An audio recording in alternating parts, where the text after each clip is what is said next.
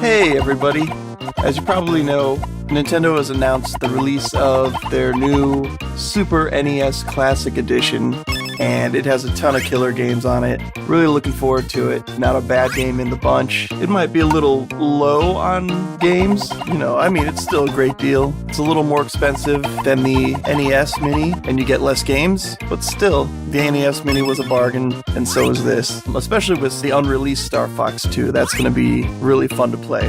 Of course, if you really wanted to play that game, there's emulators, and everyone who's really wanted to play that has already played it, but hopefully they clean it up and, make it a lot nicer. Anyway, I just wanted to make a quick video on Japan's getting their own version of the Super NES Classic Edition called the Super Famicom Classic Edition. Now, what I wanted to discuss here was the differences between the two systems, and basically that's just a couple games. The first game being Fire Emblem, Mystery of the Emblem. The second game being Legend of Mystical Ninja. Third game being Panel de Pon. The fourth game being Super Soccer. And the fifth game is a variation on the Street Fighter that the US version's getting. Japan's going to get Super Street Fighter 2, the new challengers. Yeah, I just wanted to go over quickly, just kind of show you what you're missing or what you're not missing. Fire Emblem, a tactical role-playing game, is published by Nintendo. They've got a whole series out in Japan of these kind of games. They just never really crossed over to the US until way later.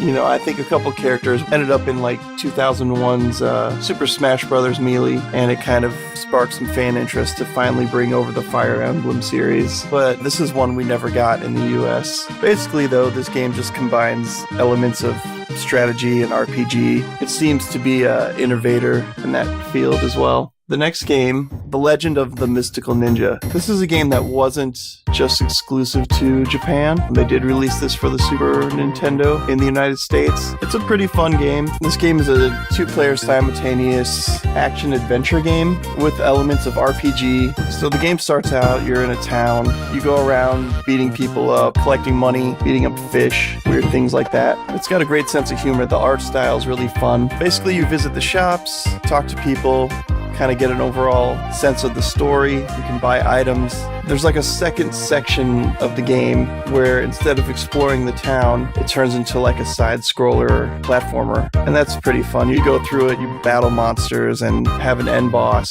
And then, of course, if you have two players, you can work together. And it makes things a little more simple, like awkward jumps or certain attacks that you might need to do. After each stage is complete, you get a small cinema scene that's usually got something funny going on in it. It's pretty lighthearted. I can see why it wasn't released in the US for the SNES Mini, as it just wasn't that popular here, but it's still a good game.